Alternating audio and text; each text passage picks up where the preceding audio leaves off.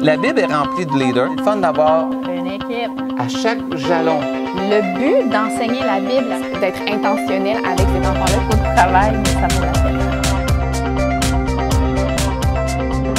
peine. Qui m'emmène à... On va comprendre la Bible comme une seule grande histoire. La Bible, c'est une histoire, celle de l'amour de Dieu pour nous, son peuple. Puis la Bible est tellement plus simple que ce que nous la rendons. On la compartimentalise tellement que des fois, ça rend comme des histoires, comme des contes. Tu sais, le conte de Jonas, celui de Daniel. Puis là, ça devient comme un peu plus féerique, mais il ne faut pas faire ça, dans le sens que des fois, on a tendance à enseigner la Bible sur des thèmes distincts, puis ça peut nous entraîner vers une erreur assez majeure. On risque d'oublier le grand tableau divin, puis on enlève à ce moment-là le pouvoir de l'Évangile. Le but d'enseigner la Bible à tous les jours, c'est certainement pas d'enseigner juste des histoires, c'est surtout de les amener à Christ, à la repentance.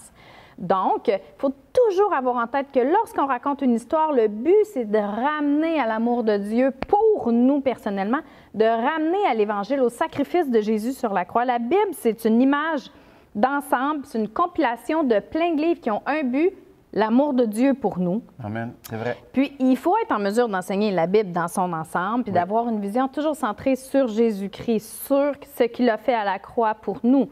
Parce que c'est ça du début à la fin. L'accomplissement de l'amour de Dieu a été Jésus. À la croix, exactement.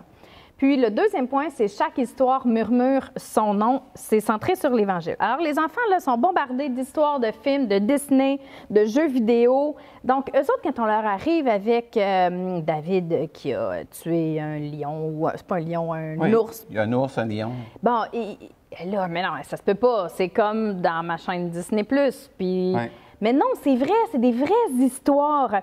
Donc, il faut leur apprendre que ce sont des vraies histoires, puis enseigner aux enfants leur identité en Jésus-Christ, puis le sacrifice qu'il a fait pour eux. C'est plus ça qui est important que une série de bons comportements à avoir. Il y a eu une époque où, à l'école du dimanche, c'était beaucoup plus « fais pas ci, fais pas ça, fais pas ci, fais pas ça ». Puis là, on voulait une espèce de on mettait un fardeau de performance sur les enfants.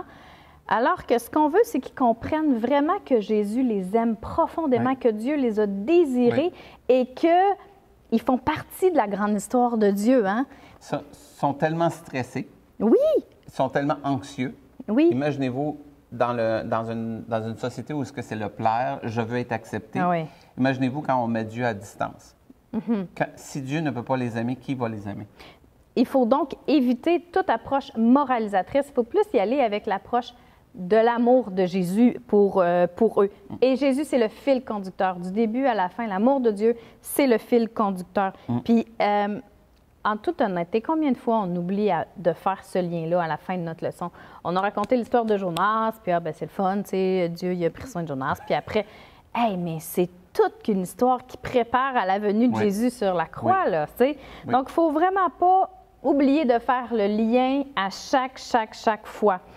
Puis, nos enfants, ils ont besoin de comprendre parce que l'Évangile est transformatrice pour eux, puis transformatrice pour nous. Mais on ne vous laisse pas sans ressources, vous lancez ça de même, puis de trouver vous-même le lien. Non, il y a des super belles ressources qui existent. D'abord, la Bible vivante. Oui. Hein? Deuxième chose, il y a le livre « La Bible te raconte Jésus ». Il y a un programme aussi qui a été monté, surtout pour les enfants du préscolaire. On peut l'adapter pour le primaire également. Puis, vous voyez l'image actuellement de la Bible te raconte Jésus. Puis, il y a un autre excellent livre qui s'appelle « Un ministère centré sur l'Évangile » qui arrive avec le projet Évangile. C'est un autre programme aussi, très christocentrique, très centré sur l'œuvre de Jésus à la croix, qui est finalement la grande manifestation de l'amour de Dieu pour chacun de nous. Fait qu'il faut toujours voir, quand on rentre à l'école du dimanche, la grande histoire d'amour de Dieu pour les enfants.